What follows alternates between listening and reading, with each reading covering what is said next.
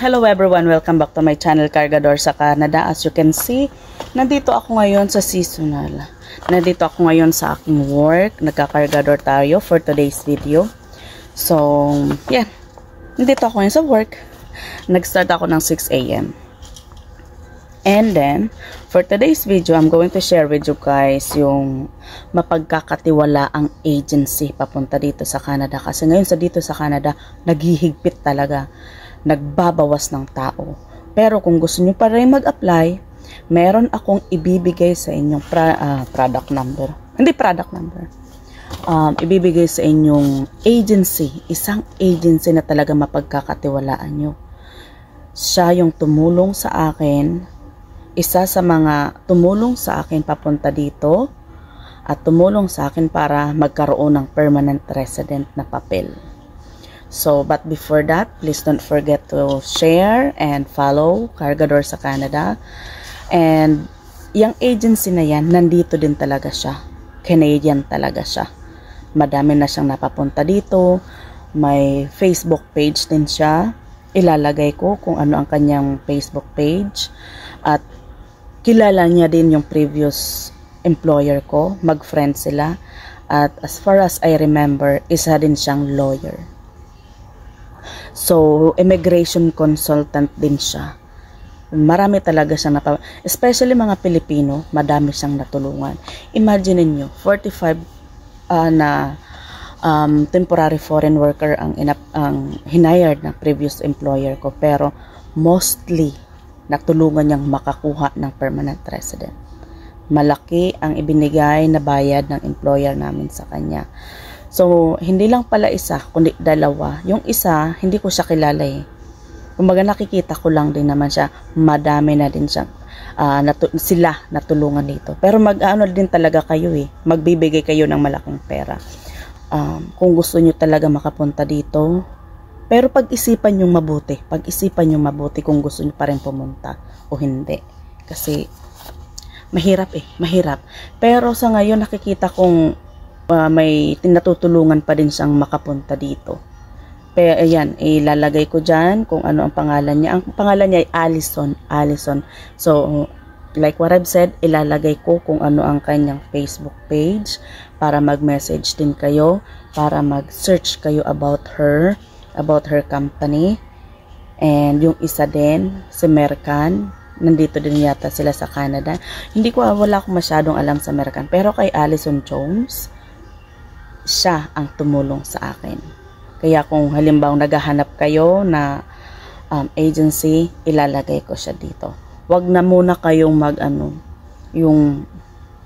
kayong maniwala sa mga nagsasabing walang placement fee. Meron placement fee. Maniwala kayo hindi. Meron. Yun. Ayan guys, ito yung sinasabi kong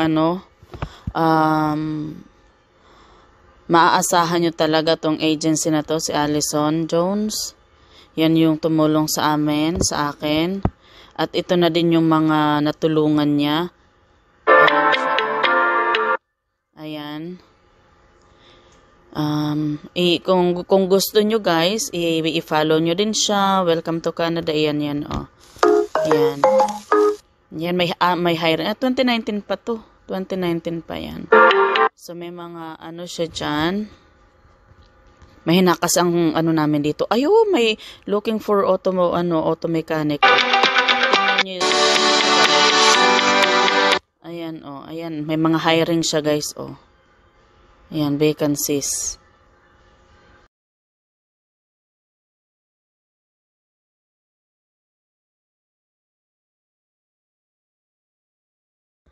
At meron ding immigrants. Ayan, oh. Ayan. Meron ding magkaroon kararating lang. Asan na ba yan? Ayan, tingnan nyo guys ha. Ayan, oh, may hiring sila, oh. Hiring. Oh, apply kayo dito guys. At ito din dahil guys yung sinasabi ko ding Mercan. Ayan, oh. May 722 followers na sila. So, mayroon din silang Meron din silang hiring. Yan. October 4, hiring din sila, oh. Yan. Mag-ano kayo, itry nyo din to, guys. But make sure, be careful, ha. Ano lang kasi dito, magtawag nito. Medyo may kamahalan daw dito, pero okay lang as long as makakapunta kayo dito at magkakaroon kayo ng permanent resident, Yan, oh. May mga scammer din pala. Yan, apply kayo dito, guys, ha. Tingnan nyo dito. Huwag masyadong magtiwala. Yan, October 4. Ito mo to. 4 hours ago. Apply na kayo, guys. Yan, oh. Yan. Waitress, Italian, Japanese. Kung marunong kayo mag-Japanese, apply po kayo. May Edu Canada Fair 2024 educational, mga ganon-ganon. Oh, mag-apply kayo dito. Okay? Ayan. Tingnan nyo din to, ha.